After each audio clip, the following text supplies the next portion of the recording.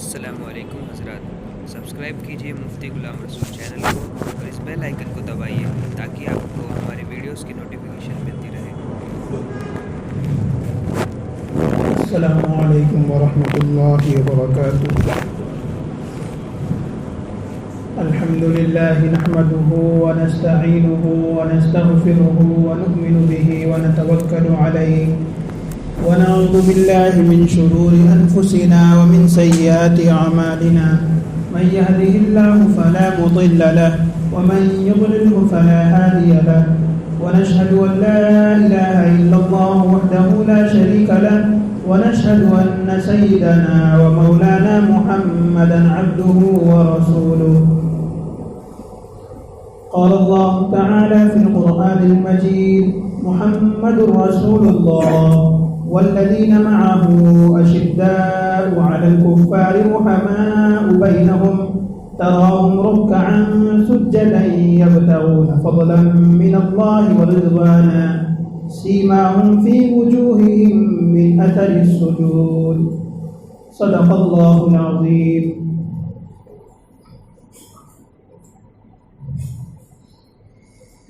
اللہ تبارک و تعالی کا احسان عظیم ہے کہ اللہ تبارک و تعالی نے ہمیں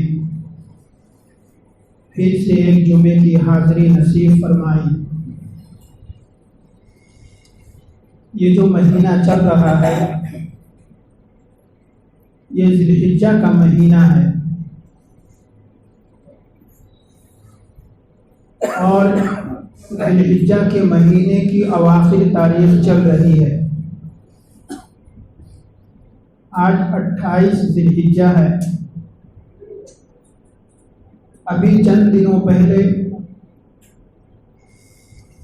ایک سنت ادا کی گئی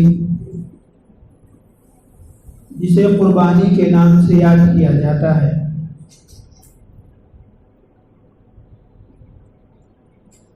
ایک اور قربانی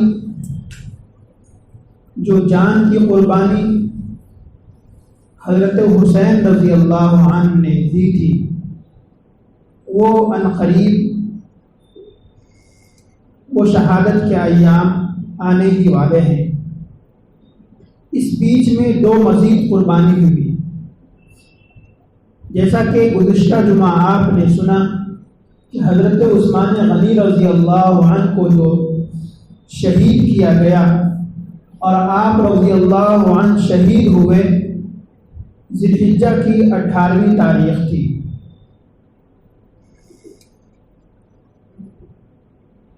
ذی الحجہ کی 18ویں تاریخ کے بعد سے محرم تک 1 محرم،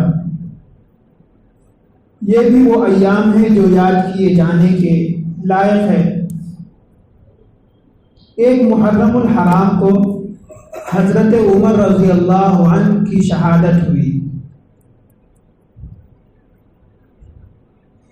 حضرت عمر رضی اللہ عنہ پہ حملہ بوقت فجر جب امامت کر رہے تھے، اس وقت ایک غلام جو مجوسی تھا اس نے حملہ کیا تھا۔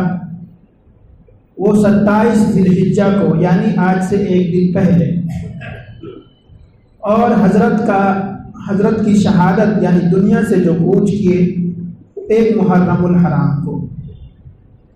تو اسی مناسبت سے آج 2 باتیں بیان کی جائیں گی۔ ایک تو یہ کہ حضرت عمر رضی اللہ عنہ کے کارناموں میں سے ایک کارنامہ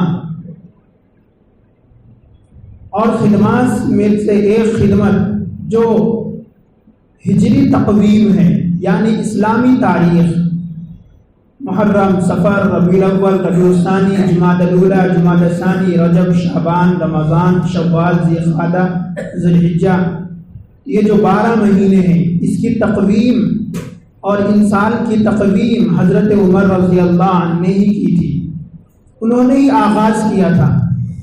تو ایک تو نئے سال کے آغاز کی باتیں آئیں گی، اور دوسرے حضرت عمر رضی اللہ عنہ کی تاریخ اور ان کی خدمات بیان کیے جائیں گے، ان کے فضائل بیان کیے جائیں گے۔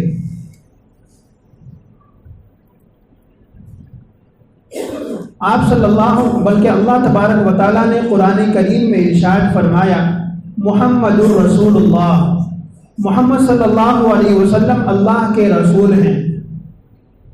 یہ محمد آپ صلی اللہ علیہ وسلم کے بارے میں بتلا دیا گیا۔ آگے فرمایا والذین معہ اشداء علی الکفار رحماء بینہم، اور ان کے ساتھ جو لوگ ہیں یعنی صحابہ کرام، ان کی اب تعریف اللہ تبارک و تعالیٰ بیان کر رہے ہیں کہ والذین معہ، اور جو محمد صلی اللہ علیہ وسلم کے ساتھ ہیں یعنی ایمان لا چکے ہیں، صحابی ہیں، اشداء علی الکفار، کافروں کے مقابلے میں سخت ہیں، رحماء بینہم، اور آپس میں انتہائی نرم دل ہیں۔ جب کافروں سے مقابلہ ہوتا ہے تو سخت ہو جاتے ہیں، اور جب آپس میں ملتے جلتے ہیں مسلمان تو ایک دوسرے کے ساتھ خیر خواہی اور بھلائی کا معاملہ اور مواخات کی تبلیغ کرتے ہیں۔ تراہم رکعا سجدا یبتغون فضلا من اللہ ورضوانا۔ آگے ایک اور تعریف اللہ تبارک و تعالیٰ نے صحابہ کرام کے تعلق سے ہمیں بتلا رہے ہیں کہ تم ان کو دیکھو گے کہ کبھی وہ رکوع میں ہوں گے، کبھی سجدے میں ہوں گے، یعنی ذکر و اذکار میں لگے ہوئے ہوں گے، محض اس لیے یبتغون فضلا من اللہ ورضوانا کہ اللہ کے فضل، اللہ کے خوشنودی کو تلاش کر رہے ہوں۔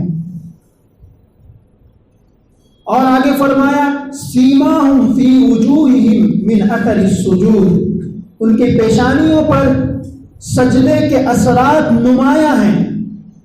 تم دیکھو گے کہ ان کی پیشانیوں پر، پیشانی سے مراد چہرے پر، سجدے کے اثرات، نماز کے اثرات نمایاں ہیں۔ یہ جو سجدے کے نشانات ہیں یہ مراد نہیں ہے، بلکہ آدمی اللہ کی رضا کے لیے اور اللہ کی خوشنودی کے لیے اس قدر عبادت میں انہماک پیدا کرتا ہے کرے کہ اللہ تبارک و تعالیٰ کی جانب سے اس کے چہرے پر نور مل جائے، وہ نور مراد ہے۔ ورنہ تو کوئی بھی پیشانی کو گھس کر وہ نشانی لا سکتا ہے۔ تو یہاں پہ صحابہ کرام کی تعریف ہوئی، تو انہی صحابہ کرام کے تعلق سے آپ صلی اللہ علیہ وسلم نے فرمایا کہ میرے تمام صحابہ عدول ہیں یعنی عادل ہیں، کلہم خیر، کلہم فی خیر، تمام کے اندر خیر ہی خیر ہے۔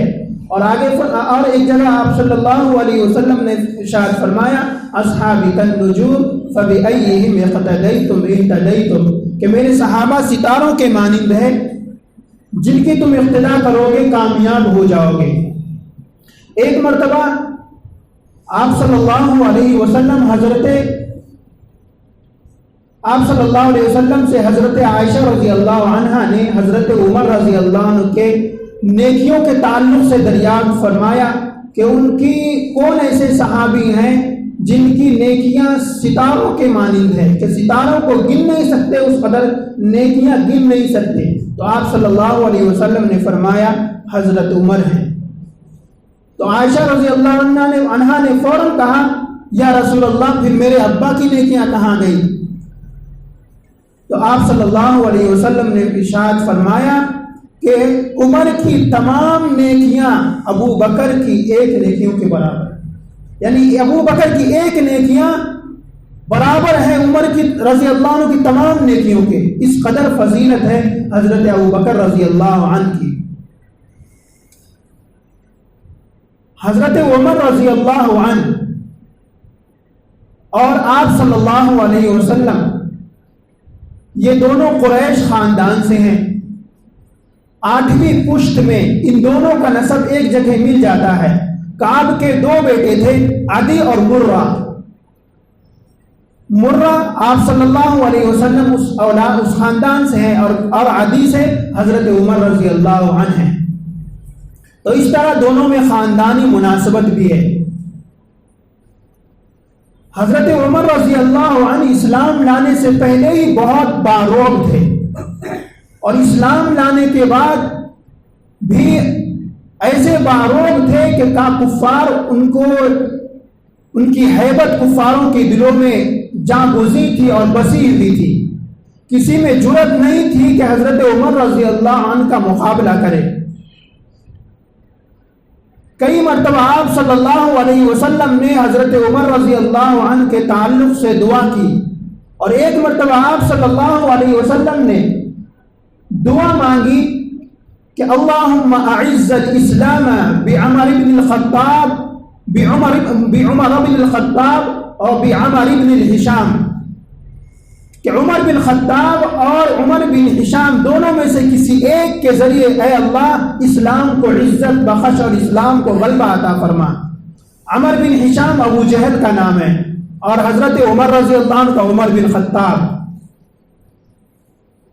آپ صلی اللہ علیہ وسلم یہ دعا مانگے ہی تھے کہ ابھی 1 یا 2 دن گزرا تھا کہ آپ صلی اللہ علیہ وسلم دار ارقم میں صحابہ کرام کے درمیان بیٹھے ہیں۔ اسی روز حضرت عمر رضی اللہ عنہ نکلے کہ اسلام روز بروز پھیل رہا ہے، محمد کو ہی ختم کر ڈالتے ہیں۔ اس نیت سے حضرت عمر رضی اللہ عنہ نکلے۔ راستے میں ایک صحابی ملے اور انہوں نے بھی اسلام قبول کر لیا تھا، تو ان کو سزا دینا چاہا تو انہوں نے کہا کہ پہلے اپنے گھر کی خبر لو کہ تمہارے بہنوئی جو سعید ہیں اور تمہاری بہن فاطمہ بنت خطاب یہ دونوں مسلمان ہو چکے ہیں۔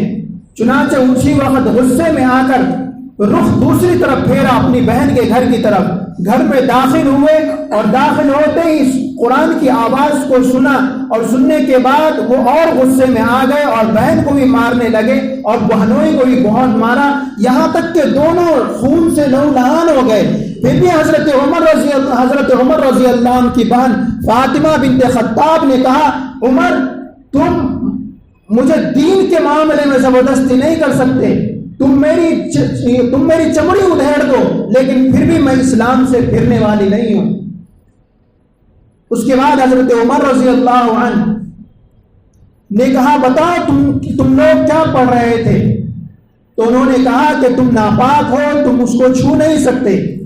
چنانچہ وہ غسل کیے، حضرت عمر رضی اللہ عنہ غسل جنابت کیے، اور غسل کرنے کے بعد حضرت فاطمہ بنت خطاب رضی اللہ عنہ نے وہ قرآن کا نسخہ ان کے ہاتھ میں دیا اور وہ تلاوت فرمائے، اور بعض روایت میں ہے کہ سعید جو ان کے بہنوئی انہوں نے تلاوت کی، اور وہ تلاوت کیا تھی طٰہٰ مَا أَنزَلْنَا عَلَيْكَ الْقُرْآنَ لِتَشْقَىٰ إِلَّا تَذْكِرَةً لِمَن يَخْشَىٰ تنزیلاً، پوری آیت وہاں سے ایک 10 آیت یا 8 آیت تلاوت کی۔ اس کے بعد ان کی زندگی کی کایا پلٹ گئی، دل بالکل نرم ہو گیا، اور انہوں نے کہا کہ میں اسلام لانا چاہتا ہوں۔ تو انہوں نے، ان کی بہن نے اور بہنوئی نے دونوں نے آپ صلی اللہ علیہ وسلم کا راستہ بدلایا کہ دار ارقم میں آپ صلی اللہ علیہ وسلم وہاں ہے، وہاں جا کر تم اسلام قبول کر لو۔ وہاں جب گئے اور دستک دی تو پوچھا اندر سے حضرت حمزہ رضی اللہ عنہ نے کہ کون ہے؟ تو کہا عمر بن خطاب۔ تو اندر سے یہ خوف لائق ہوا حضرت حمزہ کو کہ کہیں برے ارادے سے آئے ہیں، تو نہیں دروازہ کھولا۔ پھر آپ صلی اللہ علیہ وسلم نے فرمایا کہ دروازہ کھول دو، اگر بری نیت سے آیا ہے تو اسی کی تلوار چھین کر اس کا سر قلم کر دیں گے، اور اگر صحیح نیت سے آیا ہے تو ہم اس کا استقبال کریں گے۔ چنانچہ وہ اندر آئے اور دروازہ کھولا گیا، اندر آئے اور آپ صلی اللہ علیہ وسلم نے فرمایا کس ارادے سے آئے ہو؟ ہاتھ میں تلوار ہے، کس ارادے سے آئے ہو؟ تو حضرت عمر رضی اللہ عنہ نے کہا یا رسول اللہ میں مسلمان ہونا چاہتا ہوں۔ اتنا سننا تھا کہ آپ صلی اللہ علیہ وسلم اور حضرت حمزہ رضی اللہ عنہ اور کچھ صحابہ تھے، انہوں نے اس قدر نعرے تکبیر اللہ اکبر کی آواز اور صدائیں بلند کی کہ مکے کی اور پہاڑیوں میں آوازیں گونجنے لگی کہ اللہ کے حضرت عمر رضی اللہ عنہ کا اس قدر رعب اور دبدبا تھا مکے کے اندر۔ اس وقت جس وقت حضرت عمر رضی اللہ عنہ اسلام قبول کیے، اس وقت تقریباً 39 صحابہ اور 11 خواتین یعنی عورتیں صحابیات نے اسلام قبول کیا تھا۔ بعض روایت میں ہے کہ 40ویں شخص حضرت عمر رضی اللہ عنہ ہیں جنہوں نے سب سے پہلے اسلام قبول کیا۔ ان مہینوں کے اندر جب تک ابھی 2-3 سال گزر چکا ہے نبوت کا، مسلمان چھپ کر نماز پڑھتے تھے، چھپ کر اسلام کی تبلیغ کرتے تھے، جب آپ رضی اللہ عنہ حضرت عمر بن خطاب رضی اللہ عنہ اسلام قبول کیے، اس کے کل ہی ہو کر حضرت عمر بن خطاب رضی اللہ عنہ مکے میں جا کر کھلے عام انہوں نے نماز ادا کی اور کہا، اور انہوں نے للکارا لوگوں کو، کس کے اندر جرأت ہے جو آ کر مجھ سے مقابلہ کرے اور مجھے عبادت کرنے سے روکے۔ اس وقت اسی دن 2 صفیں مسلمانوں کی گئی اور وہاں جا کر عبادت کی۔ اس کے بعد سے مسلمان کھلے عام عبادت کرنے لگے اور کھلے عام تبلیغ کرنے لگے۔ اسی عمر بن خطاب رضی اللہ عنہ کی شہادت 1 محرم الحرام یعنی آج سے 3 دن کے بعد ان کی شہادت ہونے والی۔ شہادت کی تاریخ ہے 27 ذی الحجہ یعنی کل جو گزرا، اس دن ابن مغیرہ رضی اللہ عنہ جو ہیں، ان کے غلام فیروز نامی جو ابو لولو کے نام سے مشہور تھا، مجوسی تھا، وہ آپ رضی اللہ عنہ کی خدمت میں آیا۔ یہ حضرت عمر رضی اللہ عنہ کا دور خلافت ہے، تو اس نے آ کر حضرت ابن مغیرہ رضی اللہ عنہ کے شکایت کی کہ میرے جو مالک ہیں وہ ان سے کہیں کہ میرا وظیفہ زیادہ کرے، میری تنخواہ بڑھا دے۔ تو حضرت عمر رضی اللہ عنہ نے کہا کہ بتاؤ کتنا وظیفہ تمہیں ملتا ہے، تمہارا مالک کتنی تنخواہ تمہیں دیتا ہے؟ تو اس نے کہا یومیہ 2 درہم۔ تو حضرت عمر رضی اللہ عنہ نے پوچھا کہ بتاؤ کہ تم کام کیا کرتے ہو؟ تو اس نے کہا آہنگاری اور نقاشی کا۔ اب ہم لوگ اردو سے اتنے نابلد ہیں کہ آہنگاری اور نقاشی کسے کہتے ہیں نہیں پتا۔ آہنگاری یعنی لوہے کو پگھلا کر ہتھیار بنانا یا دیگر اشیاء بنانا، چاقو بنانا، اور نقاشی نقش و نگار کرنا لوہے کے اوپر یا لکڑیوں کے اوپر۔ تو یہ دو کام کرتا ہوں۔ تو حضرت عمر رضی اللہ عنہ نے فرمایا پھر تو اس کے تمہاری طاقت کے موافق اور تمہاری صلاحیت کے مطابق 2 درہم بس ہیں۔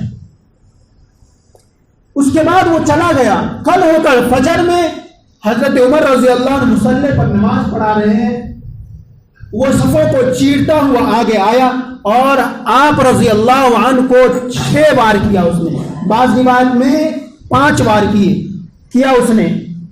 حضرت عمر رضی اللہ عنہ کو ایک تلوار نیزہ یہاں لگا، جس کی وجہ سے حضرت عمر رضی اللہ عنہ نیچے گر گئے، اور گرنے سے پہلے آپ رضی اللہ عنہ نے حضرت عبد الرحمن بن عوف کو مصلی پر کھڑا کیا کہ تم نماز کی تکمیل کراؤ۔ 2-3 صحابہ اٹھا کر نماز توڑ کر ان کو باہر صفوں کے لے گئے حضرت عمر کو۔ جب صحابہ کرام اس کو روکنا چاہا، اس فیروز کو، ابو لولو مجوسی کو، تو اس نے صحابہ کرام کو بھی زخمی کر دیا، اور اسی وقت 1 صحابی شہید ہوئے اور بعد میں 6 صحابی اسی زخم کی وجہ سے شہید ہو گئے۔ حضرت عمر رضی اللہ عنہ اب 3 دن تک، حضرت عمر رضی اللہ عنہ کو جب ہوش آیا تو انہوں نے پوچھا کہیں مسلمان نے تو مجھ پر حملہ نہیں کیا؟ تو آپ کو خبر دی گئی کہ نہیں، ایک مجوسی غلام تھا جو ابن مغیرہ کا ہے، اس نے آپ پر حملہ کیا ہے۔ تو آپ رضی اللہ عنہ نے اللہ کا شکر ادا کیا اور کہا کہ اللہ کا شکر ہے کہ مسلمانوں میں ایسے افراد نہیں ہیں۔ 3 دن تک علاج جاری رہا، 3-4 دن تک، لیکن المیہ یہ تھا آپ رضی اللہ عنہ کا کہ کچھ کھاتے تو پیٹ کی انتڑیاں چونکہ کٹ چکی تھی نیچے سے، وہاں سے نکل جاتا۔ اسی درد و علم میں 1 محرم الحرام کو آپ رضی اللہ عنہ دنیا سے چلے گئے، لیکن آپ رضی اللہ عنہ نے جو کارنامہ انجام دیا، آج رہتی دنیا تک ان کے کارناموں کو کفار لوگ سراہتے ہیں۔ آپ لندن کے اندر بھی جائیں یا برطانیہ کے اندر ایک قانون بنا ہوا ہے جس کو کہتے ہیں عمر's لا، یعنی عمر رضی اللہ عنہ کا قانون، یہ بچوں کے مطابق ہے۔ ہوا یوں تھا کہ آپ رضی اللہ عنہ اپنے دور خلافت میں گشت کر رہے تھے راتوں کے اندر، تو دیکھا کہ ایک بچہ بلبلاتا ہوا رو رہا ہے۔ حضرت عمر رضی اللہ عنہ اپنا حلیہ بدل کر گشت کرتے تھے۔ اندھیرا تھا، تاریکی تھی۔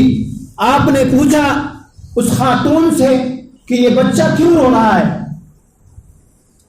تو اس کے خاتون کے شوہر نے، بعض روایت میں اور ایک روایت میں کہ خود خاتون نے یہ کہا کہ عمر جو امیر المومنین ہیں انہوں نے یہ فیصلہ کیا ہے کہ جب بچے کا وظیفہ اس وقت تک جاری نہیں ہوگا جب تک بچہ دودھ نہ چھوڑ دے.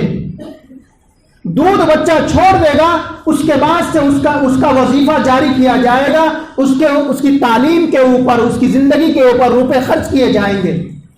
تو اس لیے میں اپنے بیٹے کا دودھ چھڑانا چاہتی ہوں, اس لیے اس کو دودھ نہیں دے رہی ہوں, اور یہ بھوک سے رو رہا ہے, میں کھانا کھلانا چاہتی ہوں, یہ کھانے کو تیار نہیں. حضرت عمر رضی اللہ عنہ رونے لگے اور انہوں نے کہا, اپنے اوپر افسوس کیا کہ ہائے عمر, تجھ پر افسوس ہے کہ تو بچوں پر ظلم کر رہا ہے, یعنی بچوں کے حق کو مار رہا ہے. اس کے بعد سے یہ جاری کیا کہ کل اگر تم وہاں آ جانا,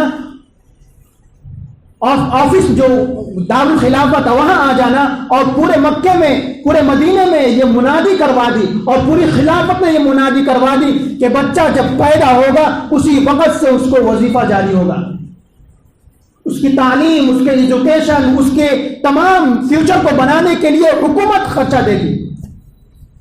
یہ عمر رضی اللہ عنہ کا لا جو ہے آج بھی برطانیہ کے اندر عمر's لا کے نام سے مشہور ہے. یہاں تک کہ یہودیوں نے اقرار کیا ہے کہ اگر عمر رضی اللہ عنہ مزید 10 سال اگر زندہ رہتے تو پوری دنیا میں اسلام کا پرچم لہراتا.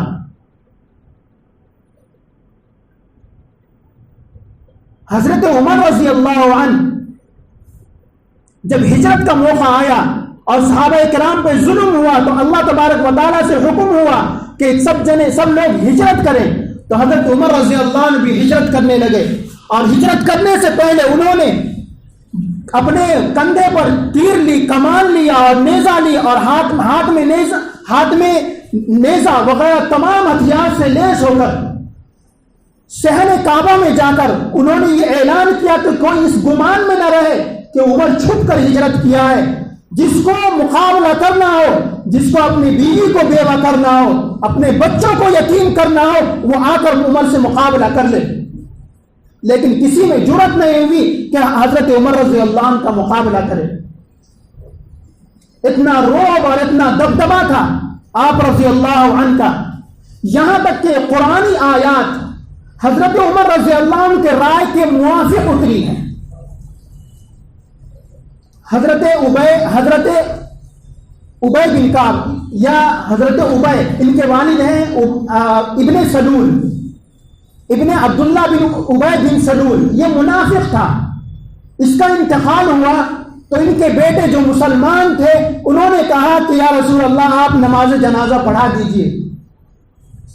آپ صلی اللہ علیہ وسلم تیار ہو گئے. حضرت عمر رضی اللہ عنہ بولے, یا رسول اللہ یہ تو منافق ہے, آپ اس کی نماز جنازہ نہ پڑھائیے. لیکن آپ صلی اللہ علیہ وسلم نے مصلحت کو سمجھتے ہوئے کہ کہیں کفار لوگ یہ نہ کہے کہ محمد نے اپنے ہی ساتھی جو کہ نام سے مسلمان ہے اس کی نماز جنازہ نہیں پڑھائی, اس معنی کر آپ صلی اللہ علیہ وسلم نے نماز جنازہ پڑھا دی اور دعا بھی کرا دی. یہاں تک کہ ان کے بیٹے کے کہنے پر آپ صلی اللہ علیہ وسلم نے اپنی چادر بھی دے دی کفن کے لیے اس منافق کو. اس کے بعد یہ آیت نازل ہوئی اللہ تبارک و تعالیٰ کی طرف سے, وَلَا تُصَلِّ عَلَىٰ أَحَدٍ مِّنْهُمْ مَاتَ, کہ آج کے بعد سے آپ کسی بھی منافق کی نماز جنازہ نہیں پڑھائیں گے. ان تستغفر لهم او لا تستغفر لهم, آپ ان کے لیے مغفرت کی دعا کریں یا نہ کریں, اللہ ان کو معاف کرنے والا نہیں ہے. اس وقت کے منافق لوگ بھی 5 وقت نماز نہیں چھوڑتے تھے, پہلی صفوں میں ہوتے تھے. ہم لوگ جمعے کے نمازی ہیں, پتہ نہیں کس درجے کے منافق ہیں. آپ صلی اللہ علیہ وسلم کو منع کر دیا گیا تھا. منافق کی علامتوں میں سے یہ ہے کہ وہ بے نمازی بھی ہو, وہ خائن ہو, اور اللہ کی امانت جو آپ پر فرض کی گئی ہے نماز کی طرف, نماز کے ٹائم, اس امانت کو آپ چھوڑیں تو کیا آپ منافق نہیں ہیں؟ کیا ہم منافق نہیں ہیں؟ یہ آپ غور کریں. اس وقت کے منافق لوگ بھی نماز نہیں چھوڑتے تھے. حضرت عمر رضی اللہ عنہ کے تئیں اور بھی بہت سی آیات ہیں. ایک مرتبہ آپ رضی اللہ عنہ کعبے میں طواف کرنے گئے, طواف کیا, اور طواف کرنے کے بعد مقام ابراہیم پر 2 رکعت نماز ادا کی، اور ان کی خواہش تھی کہ یہاں پہ 2 رکعت آپ صلی اللہ علیہ وسلم نماز جاری کر دے کہ طواف کرنے کے بعد یہاں پہ 2 رکعت پڑھی جائے. تو پھر قرآن کی آیت نازل ہوئی کہ مقام ابراہیم پر اتخذوا مساجدہ، کہ وہاں پر مقام ابراہیم پر طواف کے بعد 2 رکعت نماز پڑھی جائے. آج بھی حجاج کرام اور جو وہاں جاتے ہیں وہ لوگ وہاں پر 2 رکعت نماز پڑھتے ہیں. حضرت عمر رضی اللہ عنہ اسیران بدر کے جو قید کیے گئے تھے، ان کے تعلق سے باہم مشورہ ہوا کہ ان کو کیا کیا جائے. تو تمام کا اکثر صحابہ کرام کا مشورہ تھا کہ یہ اپنے ہی لوگ ہیں، فدیہ لے کر ان کو چھوڑ جان بخشی کر دی جائے. حضرت عمر کی رائے یہ تھی کہ تمام کو کیا کر دیا جائے، تمام کا سر قلم کر دیا جائے، جن کے جو رشتہ دار ہیں وہ اپنے ہاتھوں سے ان کو قتل کریں. لیکن آپ صلی اللہ علیہ وسلم نے کہا کہ فدیہ لے کر تمام کو چھوڑ دیا جائے، اور چھوڑ دیا گیا. قرآن کی آیت نازل ہوئی کہ اگر اللہ نے نوشتہ نہ کیا ہوتا، نہ لکھا ہوتا لوح محفوظ میں، تو وہ یقیناً اللہ کا عذاب نازل ہو چکا ہوتا. یعنی حضرت عمر رضی اللہ عنہ کے قول کی تائید ہوئی. حضرت عمر رضی اللہ عنہ چاہتے تھے کہ شراب بند ہو. اسی وقت آیت نازل ہوئی انما الخمر والمیسر والانصاب والازلام رجس من عمل الشیطان، کہ یہ تمام شیطان کے اعمال ہیں. اور بھی کئی آیات ہیں حضرت عمر رضی اللہ عنہ کے تعلق سے. حضرت عمر رضی اللہ عنہ کی عظیم خدمات ہیں. ان خدمات میں سے ایک خدمت ہے یہ کہ نئے سال کی تاریخ طے کرنا، نئے سال کا طے کرنا. اسلامی نیا سال 2 دن کے بعد شروع ہوگا. آج 28 تاریخ ہے، ہو سکتا پرسوں شروع ہو جائے یا ہو سکتا پرسوں. تو یہ حضرت عمر رضی اللہ عنہ کو حضرت موسیٰ اشعری رضی اللہ عنہ جو کوفہ میں تھے یا بصرہ میں، وہاں سے انہوں نے خط لکھا کہ امیر المومنین، آپ جو خطوط روانہ کرتے ہیں تمام ملکوں میں، تو اس میں تاریخ درج نہیں ہوتی ہے، جس سے ہمیں پتہ نہیں چلتا کہ کب یہ خط روانہ ہوا اور کب خط پہنچے گا.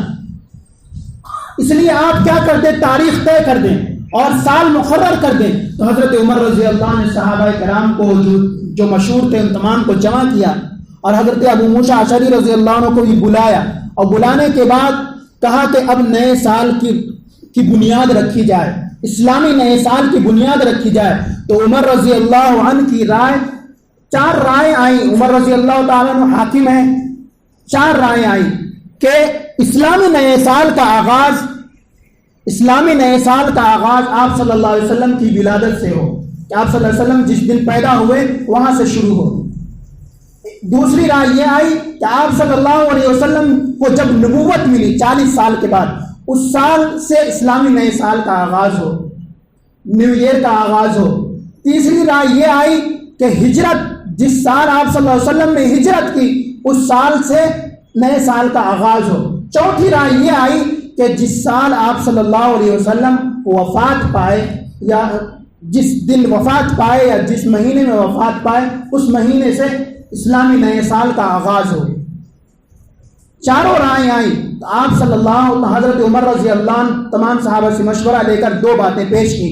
پہلی بات تو یہ کہ حضور صلی اللہ علیہ وسلم کی ولادت، جس دن آپ صلی اللہ علیہ وسلم دنیا میں آئے وہ، اور حضور صلی اللہ علیہ وسلم کو جس دن نبوت ملی، یہ دونوں اس زمانے میں بھی مختلف فی تھے کہ کس روز آپ صلی اللہ علیہ وسلم پیدا ہوئے.